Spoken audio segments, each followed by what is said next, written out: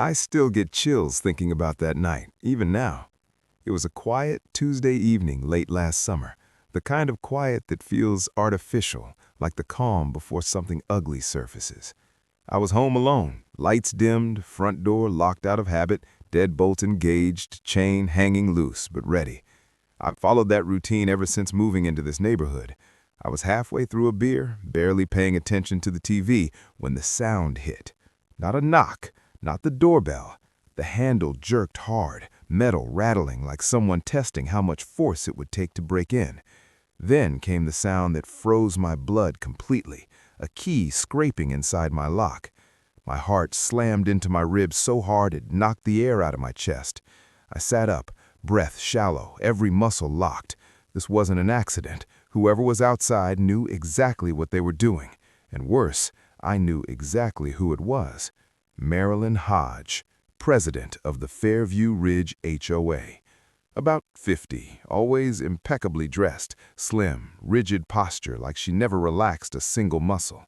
That red suit she wore like a uniform, sharp shoulders, tailored lines, no wrinkles, and pinned to her chest, always centered and visible, the HOA badge, polished and deliberate.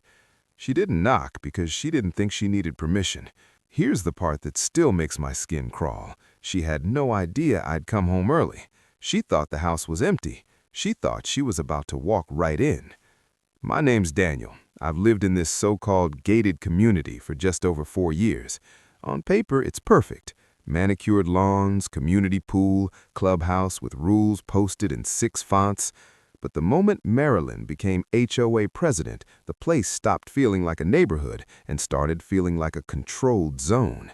She ruled with fines and citations, driving her golf cart slowly through the streets like a patrol vehicle, measuring grass, photographing trash bins, slapping violation notices on doors at 7 in the morning on Sundays. Everyone smiled to her face. Behind her back, they called her the warden. I kept my head down, paid my dues, followed the rules, stayed invisible. I travel a lot for work, and the last thing I wanted was HOA drama waiting when I got home. That worked until she decided my house was next. 2 weeks earlier, a certified letter arrived. Unapproved exterior lighting detected. Remove within 7 days or incur a $100 per day fine. The illegal lights were 2 small solar motion lights near my driveway, installed because the street lamp flickered out every night, and I was tired of tripping over my own mailbox. I checked the bylaws, took photos, measured everything. Fully compliant, under 12 inches, exactly as written, by her. I replied politely. No response. Then she escalated. She began parking her golf cart across my driveway under the excuse of inspecting curb appeal, forcing me to park on the street. Petty, calculated, intentional. Still, I let it slide. Then came that Tuesday. My return flight was scheduled for Wednesday, but the meeting ended early. I landed at 3, Ubered home, dropped my bag, cracked a beer, and collapsed on the couch. By 8:15, the house was dark except for the glow of the TV. That's when the key turned. The deadbolt clicked. The handle moved slowly, carefully, like whoever was entering didn't want to be heard. My first thought wasn't HOA, it was burglary. But burglars don't usually have keys. The door opened just enough for a figure to slip inside, and there she was. Marilyn Hodge, red suit immaculate, HOA badge catching the light, flashlight in one hand, phone in the other, already recording, stepping into my living room like she owned it. She didn't see me yet. I honestly thought that after Marilyn Hodge was caught inside my house in the dark, that she would retreat, lick her wounds, lie low, or at least avoid me. But I underestimated her completely, because humiliation didn't make her pause or hesitate. It made her sharper, more calculated, and obsessed with regaining control. And by the next morning, she had already shifted her strategy from direct intimidation to something far more dangerous, something she had mastered over years of bullying the neighborhood: narrative control and bureaucratic manipulation, the kind that makes everyone doubt their own perception and second-guess reality itself. and I could see it forming even before I stepped outside, as I noticed cars slowing near my driveway, neighbors lingering unnaturally long by their mailboxes, and conversations stopping abruptly whenever I appeared, as if everyone was waiting to see what the emergency was before they moved or spoke. And she wasn't trying to find me anymore. She was isolating me, turning me into a problem that the community collectively feared or avoided, a liability she could weaponize to keep herself looking untouchable. And 2 days later, a certified letter arrived announcing an emergency HOA meeting regarding urgent safety and compliance matters, with language so formal and precise it could have been written by a lawyer. And when I walked into the clubhouse that evening, Marilyn Hodge was already positioned at the front like a general ready for inspection, red suit pristine, posture rigid, her HOA badge gleaming perfectly on her chest, hair immaculately done, expression calm and controlled as if the illegal break-in had never even happened. And when she looked at me and smiled slowly, deliberately, I realized that smile wasn't just confidence, it was a warning. A signal that she still believed she was in total control, that she expected obedience, that she could make anyone doubt what they saw or knew to be true. And as the lights dimmed, a projector flickered on, showing a slideshow of my house taken from weird angles, shadows exaggerated, corners cropped to imply damage that did not exist, captions underneath reading potential structural concern, unapproved exterior modification, ongoing investigation. And as Marilyn spoke in her smooth, measured voice about shared responsibility, community values, and preventative action, I realized she didn't have to lie. She just had to suggest, guide, and let everyone reach the conclusion she wanted on their own, while heads nodded around the room and quiet murmurs of agreement spread, and that slow, creeping HOA pressure began to work, the kind that makes you feel guilty before you're even allowed to defend yourself. And when I was finally allowed to speak, Marilyn tilted her head slightly toward me, confident, almost gracious, as if giving me permission to make my last mistake. And that's when I connected my phone to the projector and pressed play, and the room went dead silent, as her own voice filled the speakers, unmistakable, the sound of my front door unlocking, the deadbolt sliding, her whispered commentary inside my living room describing what she was looking at. And I could see the confusion on everyone's faces in real time, how it quickly turned to discomfort, then suspicion, then quiet horror as they realized they were witnessing something that should never have happened. And Marilyn rushed to block the screen, talking over the audio, insisting on context, emergency authority, misunderstanding. But the room already knew something was wrong, because authority only works when people believe in it, and that belief was draining away by the second. And for the first time, I saw a flicker of panic cross her face, controlled, compressed, a tiny break in her armor. But instead of retreating, she escalated, and right there in front of the entire HOA meeting, she pulled out her phone and called the police, her voice calm but urgent, claiming she felt threatened, that my behavior was unstable, that she feared for community safety. And when the officers walked in, all eyes turned toward me. And I realized with absolute clarity that this was no longer about rules, fines, or lighting violations. It was about credibility, about whether truth mattered more than confidence, paperwork, and a woman in a red suit who had spent years training everyone to trust her authority.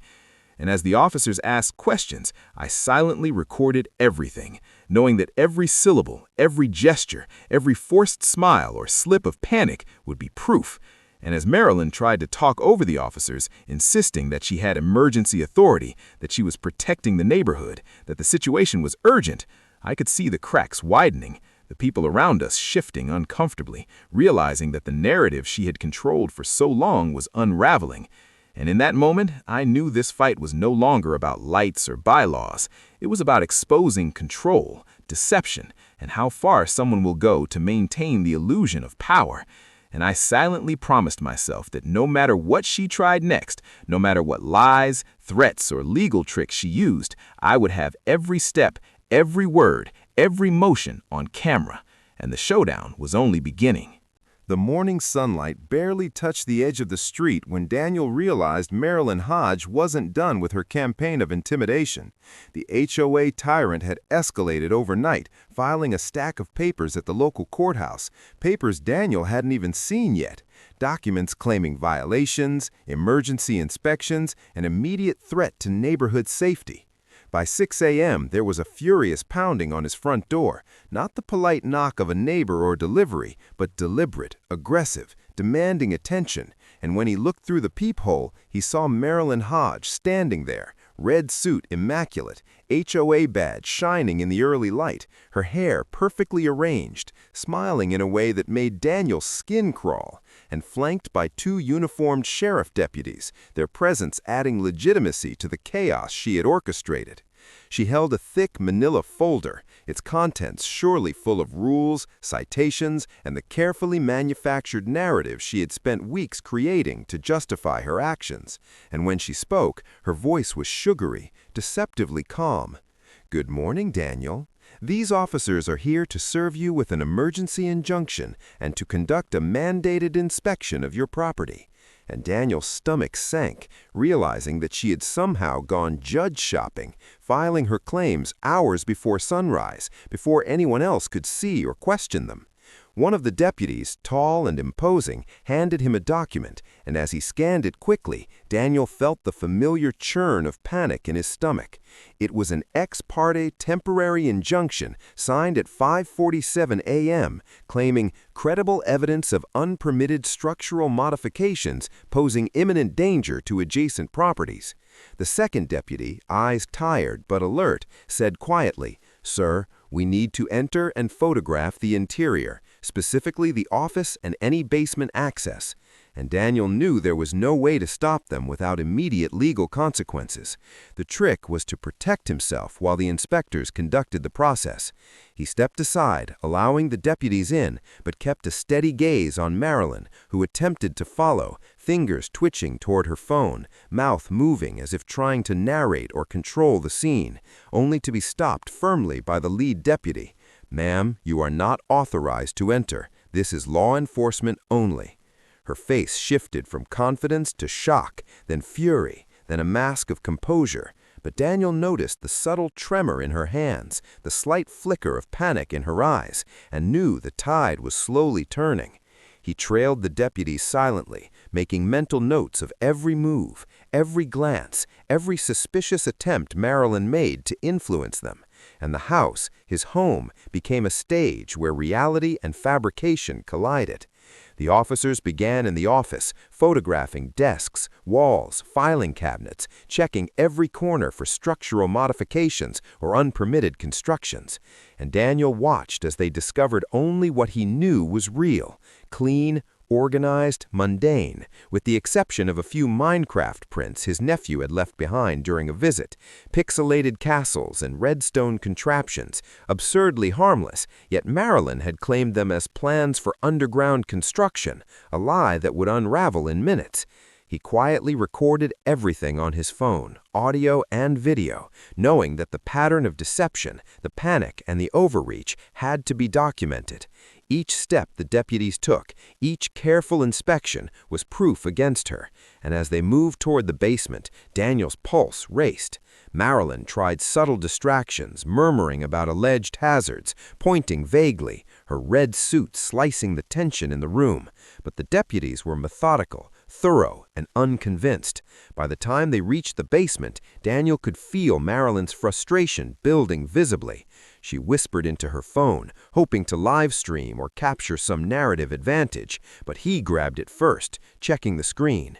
She had indeed been broadcasting, but the timestamp revealed it was days old. Panic flashed across her features. This was not supposed to happen. The universe was collapsing the story she had carefully built. Daniel held her phone, calm, documenting the irony. The woman who believed she could manipulate everyone had left a trail wide enough for law enforcement to follow. And then he realized fully that this wasn't just about bylaw violations. It wasn't about fines. It was about her desperation to control reality itself. As the deputies continued their meticulous inspection, Marilyn Hodge's composure crumbled further with each step. Her perfectly pressed red suit seemed almost theatrical now, a costume for authority that was evaporating under the cold light of truth. Daniel watched her pace nervously outside the office, occasionally pressing the phone to her ear, trying to spin a narrative, while inside, the officers documented everything. Untouched walls, clean drywall, no evidence of construction, and the ridiculous Minecraft prints framed on the desk innocuous and absurd. Every gesture Marilyn made betrayed her desperation, her eyes darting between Daniel and the deputies, her lips moving as she whispered arguments that went unheard, her fingers tapping incessantly on her HOA-issued folder as if trying to summon authority from paper and ink. Daniel kept recording, noting the subtle flickers of panic in her eyes, the way her shoulders tensed, the brief tremor in her voice when she argued about imminent danger and community safety, all hollow claims that the officers ignored because reality and the documentation spoke louder than her bluster. Outside, neighbors had begun to gather, drawn by curiosity and the faint sense of wrongness that radiated from Marilyn's presence. They whispered to each other, their expressions shifting from concern to incredulity as they witnessed the unraveling of the woman who had ruled the HOA like a tyrant for years. Daniel could see the moment clarity dawned on them. The emergency, the fines, the inspections, everything had been a manipulation, an attempt to control, intimidate, and fabricate a crisis to cover her own failures. Suddenly, one of the deputies asked for a demonstration, showing the time-stamped evidence from Daniel's phone against Marilyn's claims, and the truth hit everyone simultaneously. The break-in she had orchestrated, the live streaming, the false allegations, it was all documented, undeniable, and criminal. Marilyn's face drained of color, her red suit seeming almost like a signal flare now, as realization settled in that her plan had failed spectacularly, and there was nowhere to hide. The officers, professional but firm, informed her that she was under investigation for multiple violations, including trespassing, filing false reports, and misuse of emergency powers. Daniel remained silent, letting the law take over, letting the evidence speak for itself, and watching as the aura of fear and control that had dominated the HOA for years began to collapse around her. By mid-morning, Marilyn was escorted off the property, handcuffed but still attempting to argue, the deputy's calm professionalism cutting through her theatrics, neighbors witnessing the unprecedented spectacle, the red-suited figure who had dominated their streets, now reduced to panic and helplessness. Daniel finally stepped onto his front lawn, breathing deeply, the weight of the past weeks crashing down, realizing that the battle had been more than about lights or bylaws. It had been about power, truth, and standing firm when someone tried to rewrite reality. Within hours, word spread through the neighborhood. The HOA group chat flooded with messages of apology, support, and shock as residents began to understand the manipulation they had been subjected to, and Daniel's evidence became the cornerstone of the permanent record. Later that afternoon, the county clerk filed statements confirming no HOA emergency existed over Daniel's property, and Marilyn Hodge's personal finances and repeated abuses were flagged by investigators, exposing a pattern of desperation, control, and fraud. Daniel finally allowed himself a moment to breathe, to look at his home, intact, his lights still glowing softly, his nephew's pixelated castle prints still on display, symbols of normalcy and life unaffected by her chaos. And he realized that sometimes courage isn't about confronting a bully directly, but about letting evidence, patience, and the law reveal the truth while maintaining calm. The community slowly began to repair, neighbors organizing informal gatherings, sharing stories, laughing about past fears, and Daniel knew that the streets would never be the same, but they would be safer, freer, less dominated by fear. And he also understood the unspoken lesson: authority is only as real as the trust it commands, and when trust is broken, even the sharpest red suit and coldest smile cannot sustain it. In the end, Marilyn Hodge's reign had ended not with spectacle or drama, but with the quiet, undeniable authority of truth, captured on a phone, verified by law, witnessed by the neighborhood, and Daniel finally felt the deep satisfaction of justice, not revenge, not theatrics, but calm, persistent, undeniable vindication. and the knowledge that the house, the street, and the community were once again his to inhabit, free from manipulation, fear, and false authority. A reminder that vigilance, courage, and evidence are more powerful than any badge, any rule, and any manufactured narrative.